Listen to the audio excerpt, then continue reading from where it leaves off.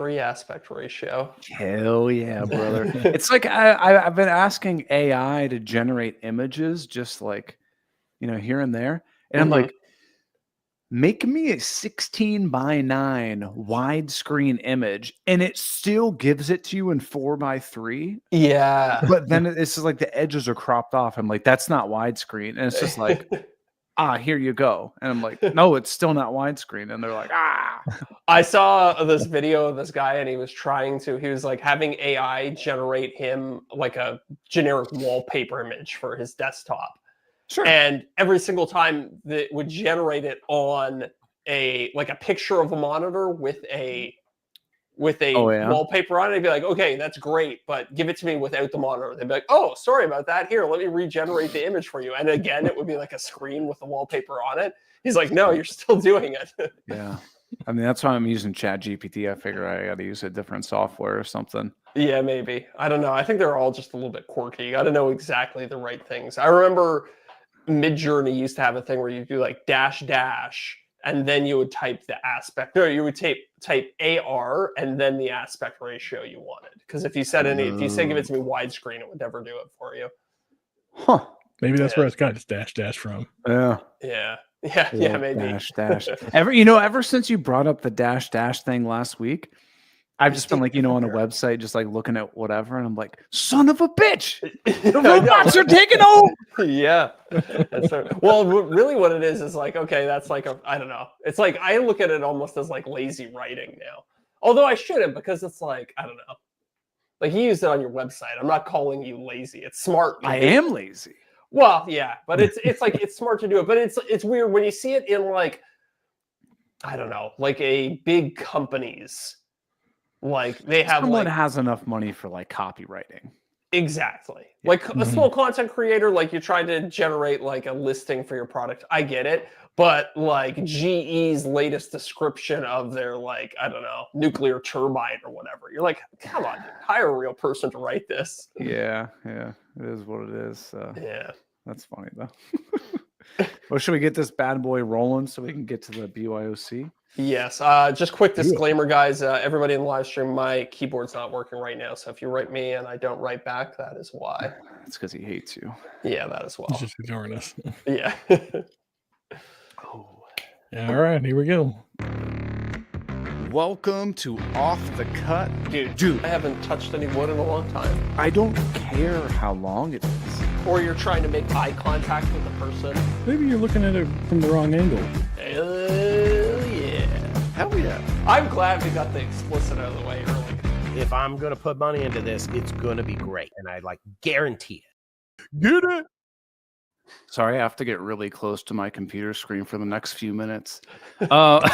Welcome to Off the Cut episode 160 for Tuesday, April 15th, 2025. That's tax day. I'll join you. We'll address this after the ad read. Well, speaking of taxes, one guy who is, habitually avoided paying taxes for about 40 years now. I know. Pretty crazy. He's getting away with it for so long.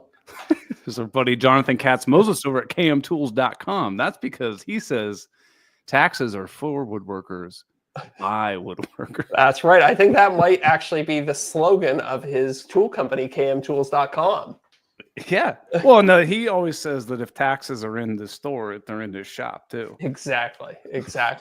And every single purchase goes to support the Katz-Moses Tax Evasion Society. Yeah. And also the Katz-Moses Woodworkers with Disabilities Fund, which gets tools and resources into the hands of folks who need it most. That's right. Do you think he's going to pay us for this one because we butchered it so badly? I would say so. I think he'd be well within his right to be like, guys, I'm knocking $50 off for this quarter's payment. He's like, my attorney is going to be speaking to you if you're outing my tax evasion. Yeah. Technically that's slander. It's slander. Well, if we write it down, it's libel. True. Are the transcriptions anywhere for this show? Maybe we technically have. Well, I think Spotify transcribes the podcast, huh? There we go. Yeah, so we have libeled him. Because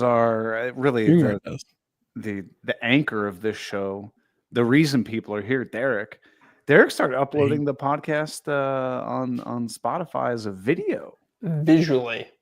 So So you not can- only you can we watch assault this your chaos. ears, but we can assault your eyes now too. Yeah, that's right. Hey, if you want to get a If you want to get your eyes assaulted. I was just about to say, and I was like, no, we're not going to say that one. If you want to get a $50 gift card to kmtools.com, all that you have to do is go over to patreon.com/offcutpodcast, sign up for any tier level, and the first episode of every month, we give away $50 of Jonathan's money. Mhm. And the other thing we do on Patreon is do our monthly BYOC, or bring your own camera call, Mhm. which is basically just a web video Hangout. call with our our hangout with our top tier diamond dogs. That's right. And that's tonight, baby. So no after show. So if you go to Patreon looking for the after show tonight, there's Got it. not one. It's Yeah. BYOC tonight, baby. But after show will be back next week. Maybe we'll get some new faces at the BYOC tonight. We'll see, huh? Ooh, hey, we might. Yeah. Oh, speaking of taxes, I spent all day working on my taxes. Okay. I tell you this every year. I know. It's in my defense, in Canada, I have an extra 2 weeks over you guys. Oh yeah, I have- you end of April, right? End of April. So I am technically I'm ahead of schedule. I think I did mine in mid-January. Although I spent all day on it, I still only got like 3/4 of the way through. Yeah, so everybody home, I text Zach and I'm like, hey, let me know what I owe you for like our podcasting streaming service thing that we pay for, whatever. And he goes, I think your exact words were something along the line of like, haven't looked yet, or like something. I'm currently working on it. I think when you texted me, I was up to like I was going through my credit card statements and be like, okay, that's a business write-off, that's a business write-off, that's a business write-off. And putting those into a spreadsheet, and then kind of collating it all. And so I think I was up to probably about August when you texted me. Okay. I text Zach. I said, what do you need me to send you from off the cut account to cover the StreamYard costs? He goes, good question. I'm doing my taxes now, so I should be able to total that all up with those expenses pretty soon. Yeah. So everybody at home that thinks that this is a well-oiled machine, you know, like we've been doing this for a while. We're still flying by the seat of our pants. 100%. 100%. And it's funny too, watching the cost for our subscription for the service that we use. It's called StreamYard for everybody at home. It started at $40 a month in January, and by December of the same year, somehow it was up to $120 a month. We got to look at that. I feel like we're paying for something we don't need. We might be. I think Deric was saying we're paying so that we can have 3 admins on the account. And I don't care. 4, right? Yeah, take me off as an admin. I don't do anything anyway. I'm dead weight on this podcast. We all have known that. Well, I want to start off with the elephant in the room while I had to get so close to my computer monitor. My vision's coming back now. It was like Wednesday. No, it was it Thursday? It might have been like right after the podcast, if on last week on Thursday, or if not, like Friday morning. So, like, go look in the mirror or whatever, and I'm like, what the hell? My eyelid is massive. Like, we've all gotten you've gotten like a sty before in your eye. Oh, right? sure. Yeah. Yeah. So I'm like, darn, this is a sty. But dude, the entire eyelid, not just like one part, the entire eyelid is like super swollen. And as time goes on, it's getting more and more swollen. The point where like my eyes closed. Yeah. Oh. So were you playing my favorite game of how long should I hold out before going to a doctor about this? You better believe it. It'll go away on its own. And then like 2 days later, it's still getting worse. You're like, damn, it might not go away on its own. Yeah. So whatever. I wake up the next morning or whatever, and I wake up and I'm like, I'm only using one eye right now. like, what the hell? And so I like try to open my other eye. Dude, it's like literally stuck Oh no. closed. Oh, So like I'm not trying to be graphic, but you know, eye stuff basically dried to yeah. the point where my eye was like closed. I have had that once before in my life when I think I was like 21 or 22 or something, and that Yeah. happened to me. It was wild. It's very weird. So I got like, got like a hot towel and like did the whole hot towel deal. And like, dude, it was getting worse. Like Yeah. my eyes were just like bright red and bloodshot. And I'm like, I gotta record some like video stuff, and I'm gonna look like I am messed up. That is the one thing about being a content creator is like anything happens to the moneymaker, you got problems. You got to delay production. I know. You can't record an ad read when you have like one eye completely blown out. Right. So then I'm like, okay, I'm gonna do like the whole hot towel and stuff on the face and whatnot. And then that eye, my right eye starts getting better. Mm-hmm. And then I noticed like it's almost kind of like the parting of the seas. It went from my right eye to my left eye. Oh, like now my left eye is doing the same thing. So I'm like, I gotta get this checked out. Right?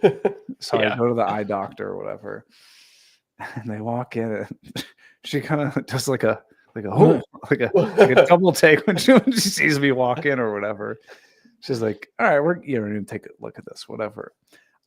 I'm guilty of it at doctors and stuff. If I'm not super concerned about it, I'm not really paying attention to what they're saying. It's basically just tell me what I need to do. Right? Yeah. Long story short, I have some sort of like viral infection in both of my eyes. Oh, it's not. No, it's not that one. It's not. She's like, this. It's really uncommon one, but it's not contagious or anything. But yeah, dude.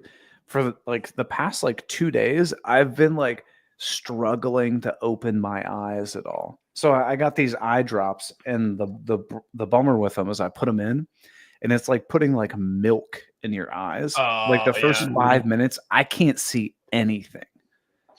So I had to get like 6 inches away from my computer screen to read the notes for this episode. But I can see now. Okay, I'm good now. Okay. But how do you think you got it? Did somebody cough in your eye or something? I don't know. Maybe use your pillow as a seat.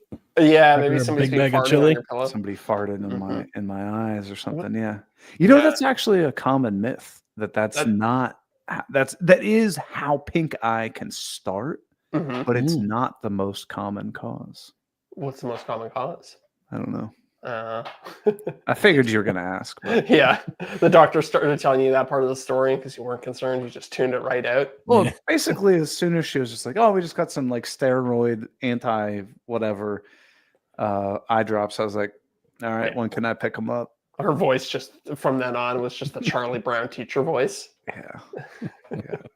I'm probably not a great person to be like a doctor's patient. Yeah, it's funny. When it comes to my own medical care, I'm the same way.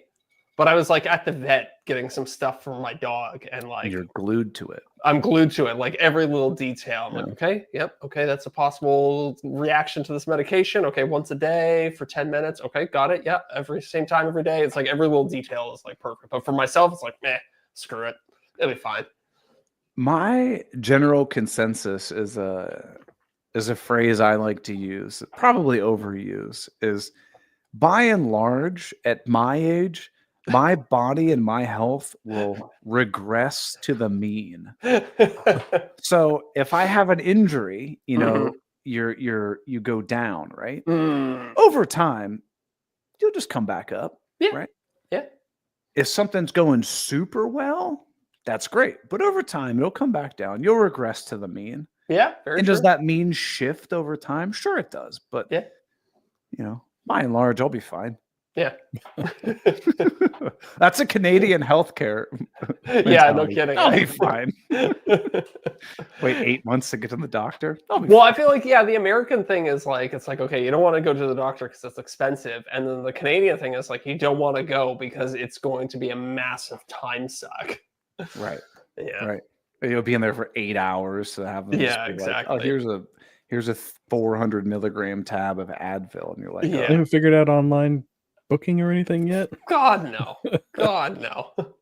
My doctor's hours are 10 a.m. to 2 p.m. and they take an hour and a half lunch in the middle of the day. Oh my nice, god, that's got to be nice. nice. Yeah. And they Oh. don't, you can't leave a message to book an appointment. So you have to get them on the line Oh yeah. within that very small window. And there's no other way to book an appointment. It's, And then you call them, and they're like, Dr. So-and-so's office, please hold. And you're like, no. yeah, 100%. Oh, but what have you guys been up to? What's been going on in your world? The aforementioned taxes. Yeah. Oh, I know. Yeah. Do you feel like you've been spending like the last 5-6 days doing it? No, it was just today that I've really been working on it in earnest. And then the other days I was prepping. I had a video come out yesterday, actually. So I was, doing all the prep work for that. I was doing thumbnails. I was doing all the video description, all that fun stuff over the weekend. And I had a sponsorship by next video where the sponsor wanted the entire thing scripted out, and they wanted to see what it was going to be like beforehand, because it's one of those full-on dedicated video sponsorships. Got it. No, Yeah. That's annoying. Yeah, but it's like it sucks because you're like, I got to spend a couple days writing this thing out. But then once you have it, you're like, this video is actually going to be pretty easy to shoot because I already know all the main beats of it. I left some parts where I was like, I'm going to have to there are going to be challenges that I face. Or ad lib parts here. There are going to be parts they wanted the bones, right? Yeah, I have the bones. Anytime I'm talking about their product, I have that part all worked out, and the intro, the outro, the kind of the main beats of it. But then there's plenty of wiggle and flex in there because obviously there's gonna be things that crop up. Yeah. Well, let me ask you, secret sauce. Okay. Did you plan for these things to go wrong, or do you just know that things are going to come up? No, there's unknowns in my mind that I know. There's parts that I know that are going to be tricky that I'm not going to be able to, I don't know how to describe it without giving too much away about the video, but there's parts where I'm going to have to open up the product and custom wire things. And I don't really know how I'm going to do that until I actually get the things in my hand and start opening them up and tinkering around. So yeah. I feel you. And there's a whole bunch of 3D printed parts. So I don't know what the design is going to look like. So I basically just said, explain the design, talk about challenges that I faced when designing the 3D printed parts, etc. Yeah. I dig it. Huh. Okay. Yeah. Are you allowed to talk about what this project is going to be? Or is it another game console? It is a game console, kind of. It's so the company that's sponsoring it is a fan company. They make fans. For cooling people. PC fans. No, household fans, a tower fan that you might put in your living room. Does it start with a D? It does indeed. Okay. Yes. Yeah, I got you. So my plan is to harness the power of one of these room fans to cool a computer. Oh, that's neat. Yeah, so I'm going to 3D print a little add-on that kind of clips onto the fan and siphons some of the airstream that's going through the fan already to cool this computer. And then you already have the fan in your living room, so it's going to power my entire home theater setup. Yeah, It's always nice when somebody gets his big sponsorship like Dwayne's fans in Detroit.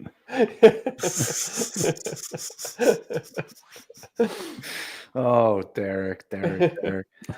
So, what else you got going on besides that? This is going to be it's powered by a fan, more or less. Yeah. What else I go on? That's about it.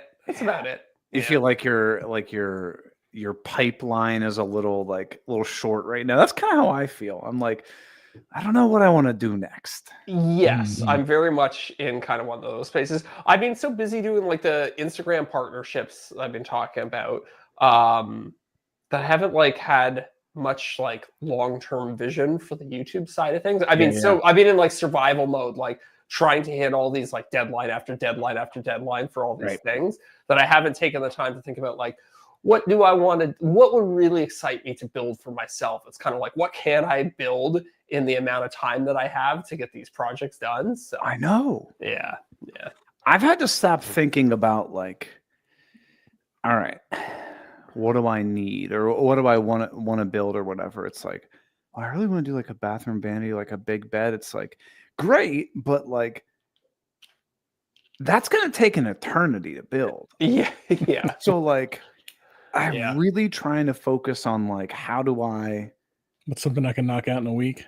Yeah. or like just more things that can be like repeated and more sustainable and not such a time suck. Yeah, we've talked about like trying to find like a lower lift format for both of our channels, Like right? the yeah, exactly. Like Yeah. the new video that you put out, the like modding my 3D printer thing. Like, Yeah, let's be honest. Compared to you building an entire project, that much was a lighter much lift. lighter lift. It was still Yes. fantastic video. Like I got tons of interest. I was Thank like, you. Thank this you. is good So- information. It went very quick. I was like, oh, I kind of want more.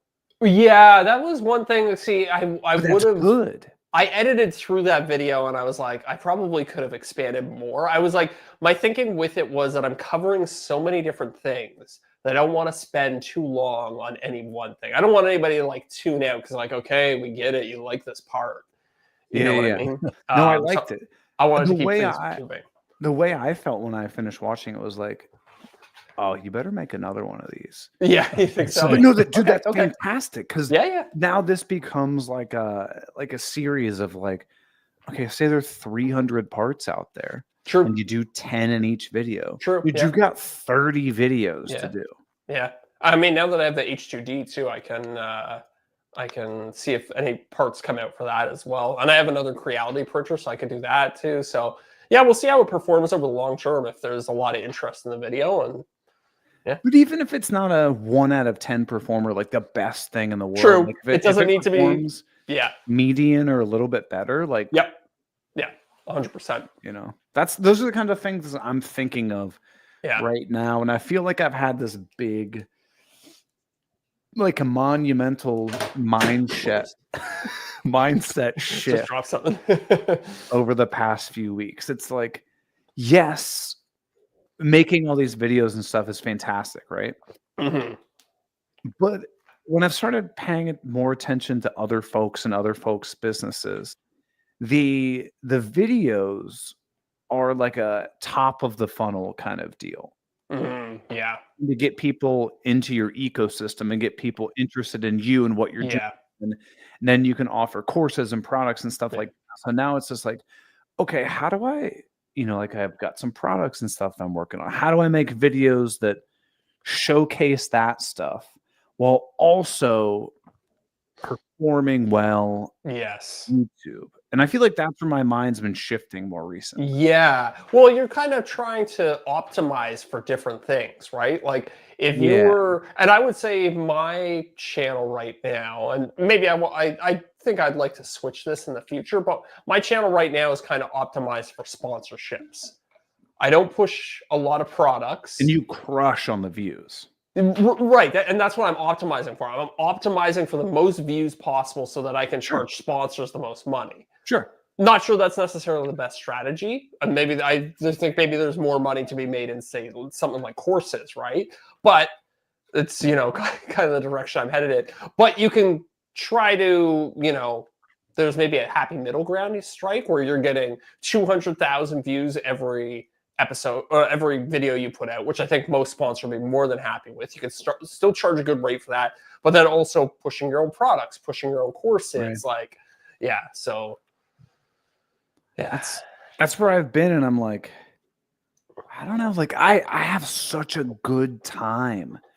Like I have had a blast designing all this new stuff, and like on my website I've been trying to put out one new product every day just to like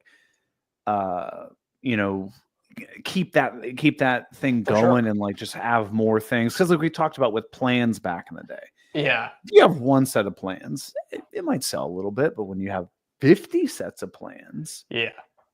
it's Then you still become- much better. it's instead of it being a one-off thing, you're like the plan guy. You're like, oh, I bet Eric has a set of plans for a flip-top cart. Sure. Or like, right? You know, like somebody might actually think like, oh, I kind of want to build a coffee table. Let me see if Eric has any plans for that. yeah. Yeah. So you kind of develop a little bit of a rapport with your audience that way.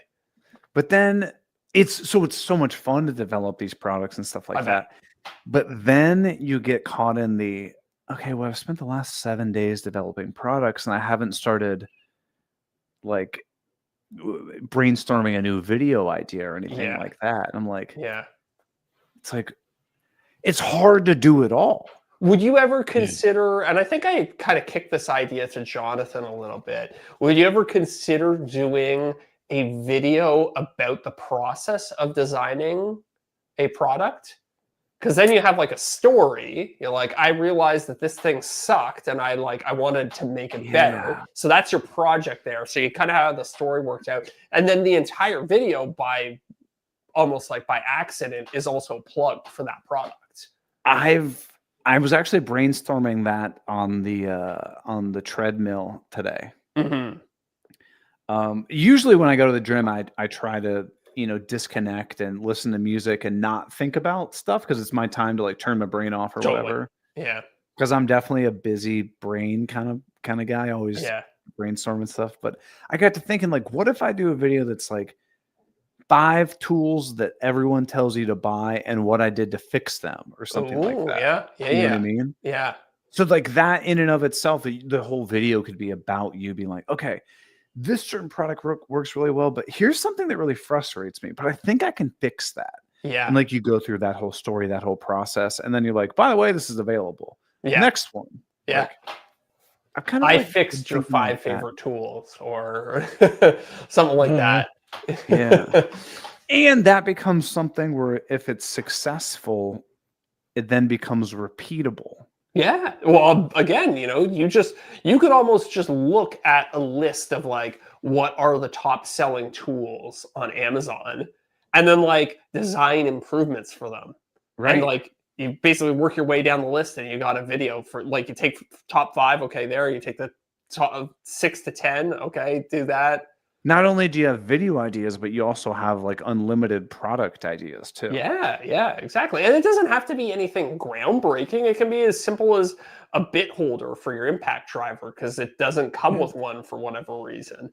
Or think of our buddy Drew Witt that does on the track saws. He just does those little teeny tiny square covers to like help the dust collection. Like part costs some 75 cents to print. Yeah. And then you can go back and do compilation videos like I fixed all of Festool's best products or something like that. Yeah. So. I fixed the tools you forgot you had. Yeah, there you go.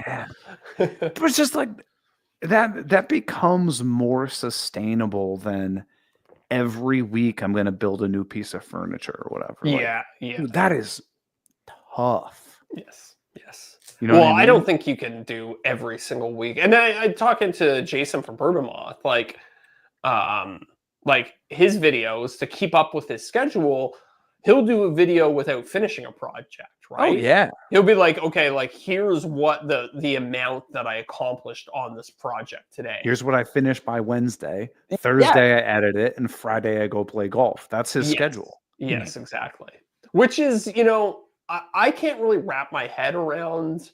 I think because honestly, I think I have a 1/10 of as much personality as he does. So he's kind of the driving force of his channel, right? Whereas I think with mine, it's kind of the projects more so. Yeah. So So I don't know. I could never wrap my head around doing like here's what I did so far on this game console project. Yeah. I don't know, like yes and no. Yeah. Like if I watch one of your videos, I don't know a lot about tech, but I always enjoy them. I was like, oh, that was cool. I didn't know that. I don't really know what this part does, but that's cool. If you're just like, and here's as far as I got, and like, I'm stumped of where to go next, but I really want to hear from you guys what I think I should do next. More in reality, that's as far as you got. Yeah. That's a good point. That's a good point. Maybe I need to reconceptualize. I would be so scared to put out a video where I didn't finish the project. Take it back to the YouTube roots. Make it a true vlog. True. Weekly. Yeah. I mean, that would 100% be a lighter lift. But I worry that you would just have people who would maybe they watch the first one, but they don't watch the second one. Right. Because I I mean, we I talked to know Keith about that, and Keith was like, "Oh, he's like, I will never do multi-part video series anymore." right.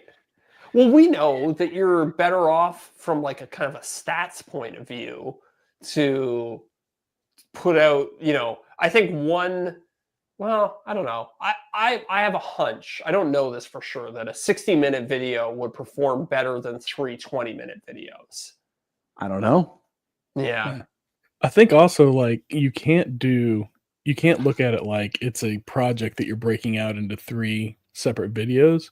Mhm. You have to almost transition from one project to another and have like where each video you're not only finishing one thing but also leading into whatever's going on with the next one, so that you Interesting. have kind of a dialogue or a Yeah. overarching narrative going throughout all the videos. Like a Yeah, series. in that sense it is. It's kind of just like it's a weekly vlog of like all the things I Yeah. did that week. But I have a hard time conceptualizing like how do you create like a story arc to that, Because you kind of have to know like at least approximately where you're going to end up every week and stuff like that. Or maybe you don't. Maybe that's Yeah. the magic of it. But that's kind I of think I don't know. Sorry, go ahead. I think you would just be, spitballing, thinking out loud throughout the whole thing, basically. Like, Yeah. this is where I want to go. This is my target. And then the fun is he going to get there? And Yeah. then whenever you don't, that's where you spin it or whatever. I don't know, Yeah. maybe like something like your Patreon or members only is kind of a good place to Try some of that out. Yeah, try some. Just do like 5 or 10 minutes a week and kind of try it out and see how, Yeah, just talking to camera or whatever. Yeah. I mean, That's it would not a bad make idea. sense in like the simplest thing I can think of is, let's say you were redoing a kitchen. Mhm. You do a video all about making the cabinets. Then you're like, and next week we're going to hit the drawers. Then you do a whole video about making the drawers. And next week you're going to do the doors. That would be like a natural delineation between a larger subset of a project, right? For sure. That I can wrap my head around. Because then you're like, yeah, you have this big project, but you're like breaking it up into pieces. And you can kind of think like, okay, what are the challenges of making drawers and stuff like that? But So what if you did like a video game console? You're like, all right, so the biggest things that we're going to need to tackle is the hardware, the software, and then like the true. like the Yeah. outer case, or Yeah. I guess Yeah. that's kind of similar. The aesthetics. The aesthetics. Yeah. But would somebody want to watch an entire video about how you design the outside of your Xbox? Right. I don't know. I don't know. I don't know if I have enough to say there to fill out a full video. That's the I don't thing. think the issue is whether or not somebody wants to watch it. I think the issue becomes like, does the same person want to watch you design the case as build the thing as do the software? True. And because True. that's what you're focusing, you're gearing it towards, you're trying to aim it towards the same audience, but really those are 3 separate audiences. Yeah. One of the things I tried to, so I got a video coming out Saturday. Sorry, my eyes are bugging me. Just gonna close my eyes for a minute. I got a video coming out Saturday. That's all. Jesus Lord. Uh-oh. There we go. Are Okay. they itchy? Yeah, I can't itch them though. Oh, Yeah. I yeah. just gotta do like bird blinks. I Yeah. got a video coming out Saturday that's about the laundry room thing. And I know we had gone back and forth, like, do I separate it into one big video? It's gonna be like a 50-minute video because I couldn't figure out how I wanted to separate it into different things and stuff. And Mhm. so one of the thoughts that I had, well, not really thought I had, but something I've seen a lot of different video creators do across different niches is lean into the YouTube chapters feature. And hear me out. Oh, Yeah. okay. Every like 2-3 minutes, change what you're talking about. Yeah. So I do like a boom, like a black thing comes over the screen and tells you like drawer boxes. And then I just do like basically a small 2-3 minute long video about drawer boxes. Yeah. And then boom, black screen, change to something different. So I don't have to have the segue. I can just basically like start a new mini video inside the video. Mhm. It's like an independent film transition Yeah. between scenes. Yeah. And honestly, it made writing it and editing the video unbelievably easy. And I'm Yeah. curious to see how it resonates, if it does Yeah. well. Yeah. That's kind of what I did with the modding my 3D printer one. Like Yeah. each one, and it's funny if you look at the video you watch with Change Critical, clothes. yeah, you can see it's basically like every time I'm talking about a new thing there, I usually I changed an outfit because it was a different day. It's a 19-minute video. I think I filmed it across 7 days or something like that. Because I would just like talk to the camera, and then I'd film a bunch of B-roll, and then I'd sit down and I'd edit it. I'd be like, okay, there's one day done, there's one mod, one product done, and then I would sit. And it was, you're right, it was really easy to edit. And it was really less daunting. Be like, hey, Zach, go edit a 2-minute video, as opposed to take all this and make a 25-minute video. Like, for some reason, editing 10 2-minute videos is way less daunting than editing one 20-minute video. And I don't know why. Something about breaking it up into chunks like that is much more manageable. Because you can picture and articulate what those 2 minutes are a lot cleaner and easier than you can 10 or Very 20. True. Very true. One of the things I noticed while watching your video, and this is like something that I do when I watch like any video, is I'm trying to ask myself how I'm feeling about this video right now. Truthfully, I'm not really paying attention that much to what you're saying, but rather the video as a whole. Yeah. One thing I notice is with a lot of videos that people do when they're making something, I'm into it. And then once it's done, I'm like, okay. And I'll go about my way. Yes. Whereas the way you structure that video where you're showing me one thing and then one thing and then one thing and one thing, I noticed I wanted more. Right. Yeah. That's and I don't know why. Do you have any thoughts behind that? No, but I mean, it's kind of passe. You don't see them too much anymore, but there was a reason like listicles and stuff like that were so popular on the internet. And you used to see these like top 10 videos and stuff like that. There's countdown video. The countdown videos, and there's something about formatting. Like, even if I don't like number 6, I'm still curious to see what number 7 is. Because maybe number 7 is great and it's worth hanging in there for. And people used to do that thing. They were like, here's 10 tips for your workshop. And trust me, you're going to want to see number 7 because it's a game changer. Yeah. You know what I mean? So I think there is some magic to that format where it's just like short thing. And you're like, okay, even if I'm not interested in this one, the next one might have something good for me. Like, I just noticed your video ended and I was like, I wish you had more mods for me. More mods, yeah. I think it's good. I think that's fantastic for you. For some reason, I scripted out that video, and it was like, it's like 12 pages of text long or something like. It's about 20, 25 minutes. That's what I would think, but the usually video actually 2 minutes a page, give or take. I know, but the video ended up being a lot tighter than that. So yeah, compared to one of my normal videos, that would be like a 25-minute video, but this one ended up being 19 for some reason. So there was something else about it that I'll have to go back and edit. There's no ad-libbing, so that definitely helped. There was no like kind of unscripted moments or anything like that. I think something you could ad-lib in that is, and I would want it to be short or else I'd get bored with it, but like a 20-second unboxing. So you're just like, you take the thing and you're like, all right, this came in. Packaging is kind of cool. Yeah. Very big box for what's inside. Yeah. All right, let's plug it in, see if it works. Yeah. I think that'd be kind of interesting. I would be curious to see what it came in of like I guess it doesn't work for everything though. It doesn't work for everything, but I definitely could have done that for some of the stuff. There is some magic to unboxing. People like to see that experience. I did try to like film the unboxing and have it be there, but it was always kind of like, I was like talking about the thing. I never really talked about the experience of unboxing it. Yeah, maybe like 20 seconds about it could be. Yeah, that's not a bad tip. So I don't know, it was interesting. It ended up being shorter, and I was worried about that. When you like deviate from your kind of established formula. I don't know how this is going to work. So we'll see.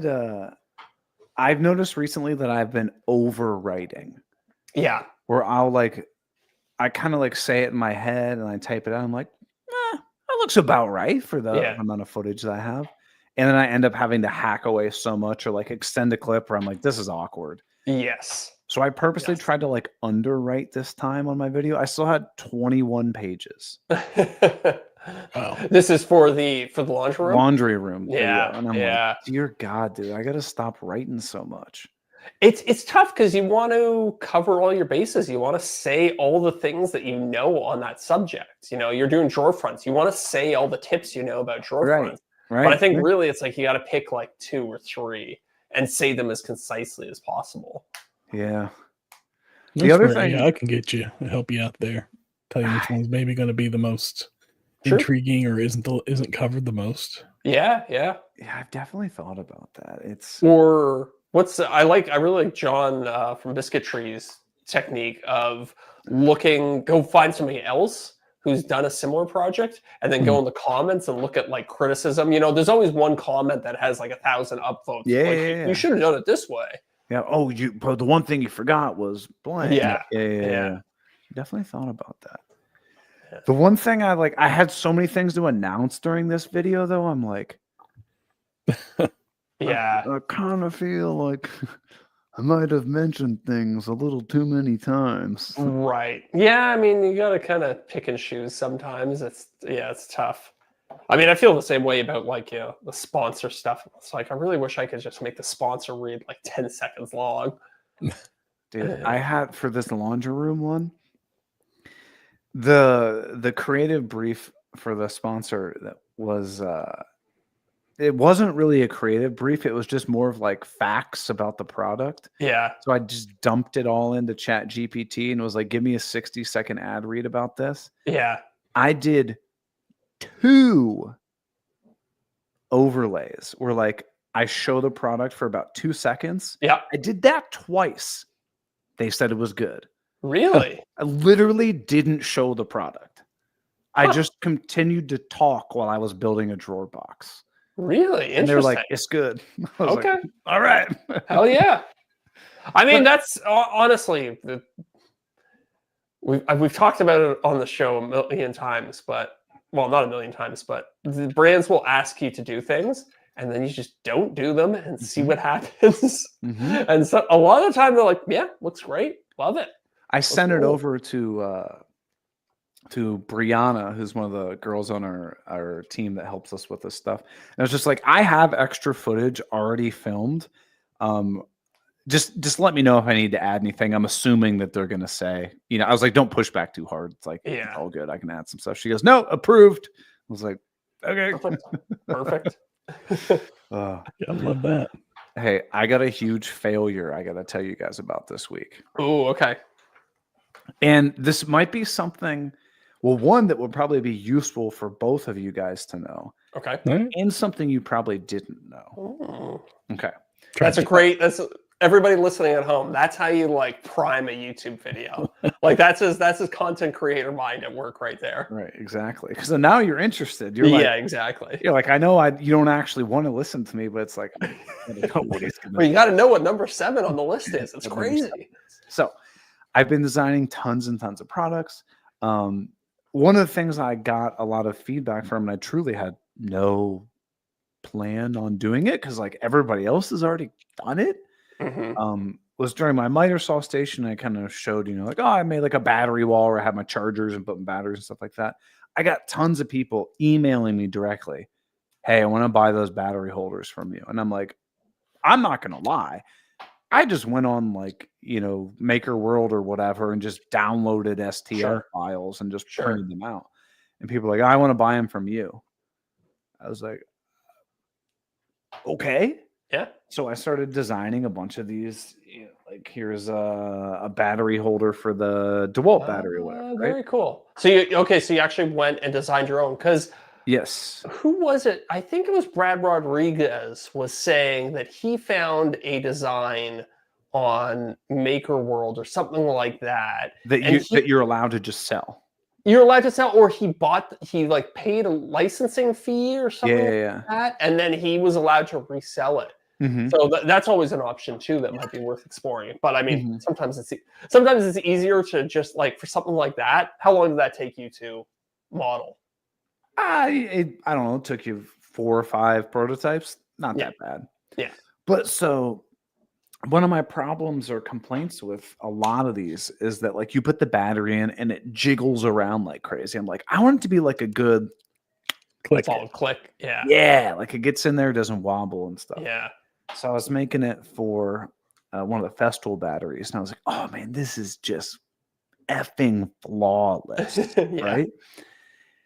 So I printed about 60 of them, which took several days, Yeah. right? Because like I just, they're about the size of like a finger. You can Yeah. print them vertically, so you can get 1 million on the print bed, right? Okay. But it's, I mean, you're going through like a couple kilograms of filament, right? But it's Pet True, G it's or pretty PLA? dense. PET G, Yeah. right? So that's more, Slower. yeah. Yeah.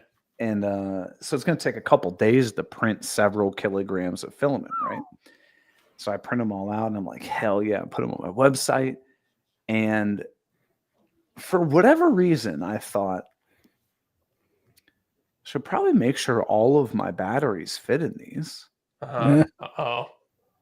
So Tolerances. it's not. Oh yeah, dude. Tolerances on power tool batteries are awful. Interesting. They just got to make contact. That's all. Yeah. Dude, I'm talking like, okay, this seems really small if you're thinking of like woodworking and stuff. Bigger than a 32nd of an inch plus or minus in tons of different directions. Really? So I have Wow. one battery that will be rock solid in there, and the next battery will be like a hot dog in a hallway. And so like you have to print them so they lock in, and it's like, So do you attribute that to Festool having loose standards, or is that more of every company. Yeah, I'm wondering if it's also like, so is that like on the production end, or is that on the it's being used for and abused for 5 years, it gets dented up Worn as you down a little slide it bit. in and out of tools, you're wearing away at the plastic. So that's what I thought. So I was like, okay, I'm gonna grab my batteries that look most beat up, used, and abused, right? Yeah. Some of those were really loose, some of those were really tight. And then I was like, okay, then I'm gonna go grab some that look like, I probably got them maybe a few months ago or something like that. The same thing. So, word of caution to everybody out there if you're designing stuff, especially if you're going to be selling it to people. Luckily, I had not shipped any of them because I just kind of put them up on the website and I haven't really like announced them at all. Yeah. Dude, that could have been a nightmare. Have you had any returns yet on any of your 3D printed? Because No. how are you going to handle that? Because I'm thinking of myself. I would be tempted to just say like, treat it like a digital file. Like, don't bother sending it back. Here's your money back. Like, okay. I know we don't have a bajillion people listening to this. And, if you listen to it and you pull one over on me, our listeners would never do good that. for you. 100%. I was talking to Keith about this the other day. 100%. If anybody has any issue, just instant refund. Done. Yeah. Just refund. For 3D printer product, like, cost of goods probably somewhere between $5 and $10, something like that. I mean, the return postage was going to be more expensive than that. It's I forget the name of the author, but it was a really common author. It was real big in like the retire early thing. It's like Sean Ferris or something. Oh yeah. Ferris, yeah, that sounds right. Something Ferris like Bueller's Day Off.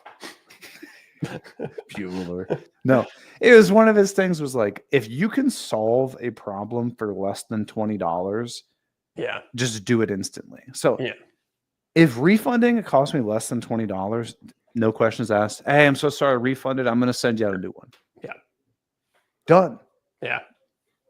But no, I haven't had anybody reach out. But it made me really worried because with the Craig thing, it's also interacting with another piece. True. And I was like, oh my God, what if there's a huge tolerance on that item? Yeah, I mean, this is one of the things you're going to have to kind of learn as a product designer. It's like, what is an acceptable tolerance limit for different types of products? And I mean, you at some point you're probably going to have to learn a painful lesson where you're like, oh, it's too tight on that, or it's too loose on that, and then that's going to inform everything going forward. I mean, you've already learned one, not that painful really, because you didn't ship out. It cost me $75. Yeah. Right. I didn't ship it. I was so hard though to literally just take a whole box of these things and just dump them in the recycling bin. Well, which leads me to ask, when you 3D print stuff, do you recycle it? Depending on what it is, PLA and PETG, I think, are both recyclable. Yeah. The carbon fiber stuff, I'm assuming, is not. That's my assumption too. That goes in the garbage. Yeah. Unfortunately, although that stuff's so expensive to print with, a lot of the time I'm pretty careful. There's not a lot of waste. Usually, I'll do all my prototyping in PLA, and just then because you can bang it out. Exactly, you get it done quick. You're like, okay, this is good. It fits my dimensions. Now I'm going to print it into good material. Do you go and just print just finished? Do you go and just buy like bottom of the barrel PLA to just bang through for prototyping stuff? Oh, yeah, sometimes. I buy the cheap stuff, definitely. If I know, like when I was making my server, every time I printed it was like a kilogram. And I was like, I'm not going to buy the nice filament for that. I'll just go buy like the bottom of, what's your stuff. The last little 20% of all my spools is for. Just it's true. You can do that too. Yeah. What's your go-to garbage filament to buy when you're just banging things out? What is it? It's the Elegoo Rapid PLA, I think. So how much is it for a kilogram? Like $12? 22 Canadian. So yeah, probably like something like $16 American, $15 American. So the bamboo stuff is actually a pretty decent deal. If you get, if you get 4 rolls, and you can hit no sales spool. sometimes without the spools. So yeah, sometimes the bamboo stuff. It'll be like $13 a roll. I was like, I ain't bad. Is it that cheap on the American store? I don't know. Oh, the keyboard's not working, so I can't pull up the Canadian store. It's not or even less if you get like a bunch of them. You could almost get it down to like around like 11, I think. Really? Is it that cheap? Damn. If it's a good enough sale. Yeah. I just bought like 40 rolls of filament. I will say that like the Elegoo stuff, I've ordered it. So actually, you know what the other reason I get it is because it's from Amazon, so I can get it next day. Oh, that's true. Which is kind of a game changer because we know sometimes the bamboo store can take a week to deliver. So if you need something right away. But then the other thing is I've been using it for so long. It is like, the cheapest stuff on Amazon, but it's also is always printed well for me. I have a custom profile where I've like tuned the settings for it. So that's what I was going to ask. Yeah. So that's the only bummer though, is you can't put that in the AMS and it like auto detect what it is. You have to go in and say, hey, in AMS slot 1, I have this custom thingy, whatever. Oh, Deric, you look excited. What did I miss? There is a little bit of a hack to this. I've discovered at least for like blacks and whites and a couple other colors. There's a brand you can get on Amazon that's a refillable. It goes onto the spool, the same spool that you use for Bamboo Labs. It's got the little notch and everything. You just take off the little RFID thing from one that you've already used, and you put it on there, and you slip it onto a bamboo spool, and it treats it just like Bamboo Lab stuff. Okay. So this would be like the RFID ABCD 1 2 3, and then you can go on your computer. ABCD 1 2 3 is actually Elegoo Rapid PLA Black. Here are the settings. Oh, I just have it treated just like the bamboo stuff, and it prints just fine. As long as the bamboo settings work fine for that filament, which it seems like they do. Yeah, it's funny that you can actually see like there's a little sticker, and you can actually see the little RFID tag in it. So as long as you keep that and switch it over, yeah, totally. And I've heard that like some people will you can actually get just RFID tags and put them on the spools and then reprogram them. If you have the means to reprogram RFID tags. Oh, interesting. Yeah, I guess you could get a little scanner or a little scan right tool. It's getting beyond my pay grade. Yeah. Speaking of 3D printing, did you guys see that our buddy Travis from Shop Nation just put out his 3D printing print farm masterclass thing? No, I didn't. That's cool. I'm excited for it, man. Yeah. I signed up. I was like, hey, I'm getting into this. Like the guy. Throw him a couple bucks and check out the course. It's like 6 or 7 hours worth of stuff. I was like, I mean, I'm getting into this. I might as well, Yeah, I'm curious to see after you've gone through it all, if it ends up in our creator courses wall of shame. No, I hope not. We're going to discuss that later tonight on BYOC. We're going to talk yeah. about who makes the best courses and who makes the Yeah. worst ones. Hey, it's getting spicy over there. See, we're not going to record that though. No. That's too Statute of spicy. limitations. You know. Yeah, we don't want to libel anybody else tonight. Drew's not a member, so he can't see it. Yeah, no, yeah. We don't have to worry about Drew Witt's awful courses. I don't think he has a course, does he? No, I don't think so. Of course. He's busy building that barn or Oh yeah, whatever he's building out there. Yeah. So funny story happened to me the other day or over the weekend. Do tell. So I had that old subwoofer that I was trying to get rid of for so long. I think I mentioned this on the show. I was like trying to give it to like some friends of mine because it was just I built pre-built one, the one that you bought from a store and then you replaced it with one you built. Exactly. The older one. Okay. Exactly. So I was trying to give it away from friends. You raised the idea of like maybe giving away a video, and I was like, that's interesting, but it's huge. I don't want to like go through all the hassle of shipping it and all this. So I was like, you know what? I just put it up on Facebook Marketplace. I said, look, it is this model of subwoofer, and I've just put a new shell around it. Okay. So I'm selling it for half the cost of what a normal one's like $300. I think I put it up for $100. Okay. And I had people knocking down my door to get this thing. First of all, I must have had like 30 messages the first day I put it up. Is this still available? No. So I had somebody come and pick it up, and the guy gets to my house. He comes out. He says, "Hey, nice to meet you." Blah blah blah. He's I'm like, "Hey, here's the subwoofer." He's like, "Yeah, cool. I recognize it." I was like, "Yeah, it's the Klipsch. It's got the thing." He's like, "No, I recognize it." And I was like, "What?" No. I was like, "What do you mean, dude?" He's like, "I'm a big fan of your YouTube channel. Like, I recognize the subwoofer." Pause. Was this guy coming off creepy or like a friend, like real friendly? Friendly. He was okay.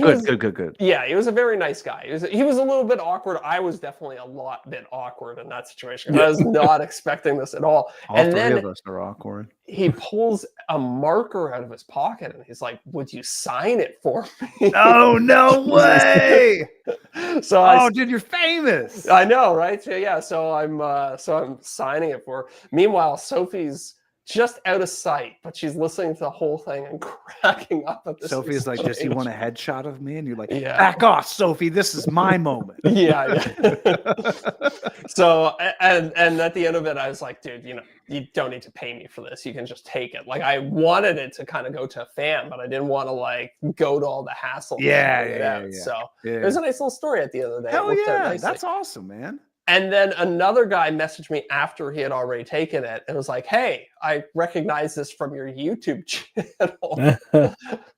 And it was funny because I never even did a video on it. It was just like a thing. I guess I referenced it in the video when I made the new one, and maybe it's been shown a couple other times when I did speaker projects. But yeah, it was just. I think is it a black front with like a walnut mitered box? Yeah, I would know it. Yeah, exactly. I honestly would have thought somebody robbed you. Yeah, true. Somebody's over there on Craigslist putting robbed Zach's house and putting all of his speaker components up. So I think I've officially been recognized more times on Facebook Marketplace than I have in real life just walking around. When he reached in his pocket for that marker, did you dive to the side and you'll Yeah. Gun! He's got a gun. I got recognized the other night. I was going to a comedy show with some of my buddies, and Ooh, that's gonna be good when it happens in front of your friends. Oh, my friends were jazzed about it. Oh, I bet. It was funny because the guy comes up to me, he just kind of stares at me, and then he points. I swear to God, this is the interaction. He stumbles up to me, stares at me, and points. Kind of gives me like a squinted eye. He goes, "YouTube?" I go, "No, porn." Yeah. I go, "Yeah." I go, I throw up some YouTube videos in there. He goes, "Woodworking." Yes. He goes, closer. He goes, "Nice." And then he walks away. Hell yeah. And your friends got to see that all? Yeah, that Nice. was an extremely odd interaction. The whole time, just pointing at me, Just like pointing. a circus. And then it was no more than like 1 or 2 days after I'm out. I'm out for dinner. I wrote this down because I wanted to know if you guys knew this. I was out for dinner with Miranda. We were getting pizza or whatever, and our waiter like takes our order, and then I was like drinking water when he took my order, so like she just ordered for us or whatever. And he goes and like walks around the corner, and then I'm talking to her, and then I see him like literally stop, kind of like lean back, backpedal, and like look around the corner. And I see this whole exchange. I'm like, what the hell are you doing, man? Right? Yeah. So he comes back to me. He goes, do you know who Jeff Passan is? And I was like, it doesn't sound familiar. He goes, do you watch baseball? I said, no. He goes, your voice is an exact replica of baseball announcer Jeff Passan. Okay. And he showed me a clip of this guy, and I was like, that's actually pretty good. He was doing an Eric Spencer impression the whole time he Yeah. was announcing baseball. Yeah. So I don't know what this guy does. It's I don't know what channel he's on or whatever. But if you're looking for what someone says is an uncanny voice impersonation of me, Jeff Passan, apparently. Do you ever get comments of people being like, you look like somebody, or Yeah, I used to get that I look like someone from Twilight. from Twilight? The main Yeah, I don't guy, know. like Robert Pattinson? I don't know. Okay. I don't know. Okay. I didn't pay enough Shit, I attention. just outed myself as a big Twilight fan. I know all the actors. Well, we're the second movie, you know. Yeah. The second one's the best, obviously. Just saying. Do you have anybody that says you look like somebody? Yeah, I actually get pretty frequently another YouTuber, car YouTuber, Doug DeMuro. You mentioned that. Not that I look like him, that I sound like him. You should say, well, he actually does all my voiceovers. People have often said are YouTube brothers. I've gotten that comment several times, and I've toyed with the idea of saying, no, but we are cousins. Why not? Yeah.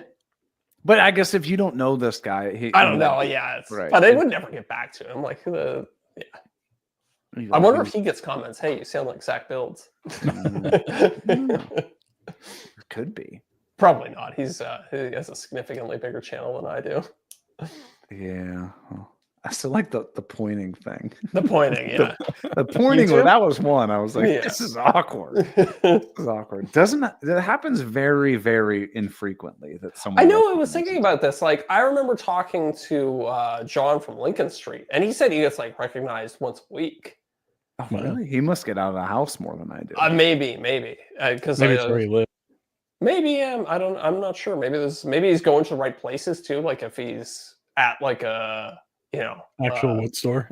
Yeah, like a Rockler or something like that. Yeah. You think he's just hanging out in the Rockler aisles, just waiting to be recognized? Maybe. He's like, didn't happen this week. Yeah. Flip a table, be like, I'm leaving. I was thinking because it's only ever happened to me like once or twice. So to have it happen like under every 5 week. times for me. Yeah. But apparently my voice sounds like a baseball announcer, but I don't know who it is. So You should do. Oh no, I was gonna say you should do cameo as that guy, but that might not be a good idea. No. You know what would be a good idea though? What's that? Heading over to our BYOC call with our top tier patrons. I thought you might say that. Hell yeah. So everybody, thanks for hanging out with us as usual. We will be back next week, like we always are. Aftershow will be next week. There is no after show night because we are doing our BYOC live hangout with our top tier patrons. Yes, you can get access to that next month. Just go over to patreon.com/offcutpodcast and sign up for the top tier. If you just want the after show, hell yeah. Sign up for whatever tier you want. Hell yeah. And if you don't want to sign up for any tier, that's cool because we'll still be here. No tears. No tears. No tears if you don't sign up for a tier. There we go. No tears for no tears. We're not mad. We're just disappointed. See See everybody. everybody. I want to give a huge shout out to our returning top tier patrons: Corey Duvall at Woodcrafts and Honey, Josh at Sawdust Bills, Joe Welsh at Delaware Valley Workshop, Goblin Spanker, You can't say that anymore. Living Creative. Bingo bango, you're done. Zach, to be honest with you, I don't even know if I follow you. You should stop. I still love the Jake. You should stop. You should stop. Oh, I've got Well, something to tell you guys about on BYOC. Yeah, I got Joe wrote me on Instagram and says that the Patreon post for tonight's main show isn't working, and he doesn't see it on YouTube either. So if there's still an issue, let us know in the comments. Yeah, send me a message. And, on it. I'm on YouTube right now. Yeah, Check- me too. you can- yeah, I mean, he's on the comments, so I don't know if maybe He he was just sent earlier. this Oh, yeah. before. But I just want to make sure that they can get to the BYOC before. Oh, he said the Patreon link for the for Yeah. tonight's show wasn't working. Oh, weird. I don't know. Well, he I'm found looking it, at so. it. I don't know. Well, Joe, we'll get it figured out. Don't worry. We're not Yeah. going to do BYOC without you, brother. Yeah, definitely not. Well, he's saying for the main show though, so Yeah, I mean, he was there's no saying for the point in main trying show. to fix it now because I don't know. No, he says he found it in the in the lab tab. That's weird. I'll have to go back and look and see what went wrong in there. Oh, I think maybe it's because I had two different posts for it. I had one early this morning that was the link to the episode, and then one just reminding folks that there was no after show. Oh, And then YOC link went out after that. okay. So maybe that was the confusion. Fired, Deric. 1 week in charge and it's gone to shit. I went and I uploaded the episode this week, and for whatever reason, it just saved it as a draft, and I didn't notice it until like halfway through Saturday, and I was like, crap, and then went on. Still and made it out. On Sometimes Saturday. it'll do that if it's not finished processing. that must have been what it was. Yeah, it's kind of a pain in the ass. But hey, it is what it is. Yeah. Hey, quick live turnaround. stream, thanks. Oh yeah, thanks for tuning in. I guess I got to end this thing so we can go over to our other one. Yeah. Hey guys.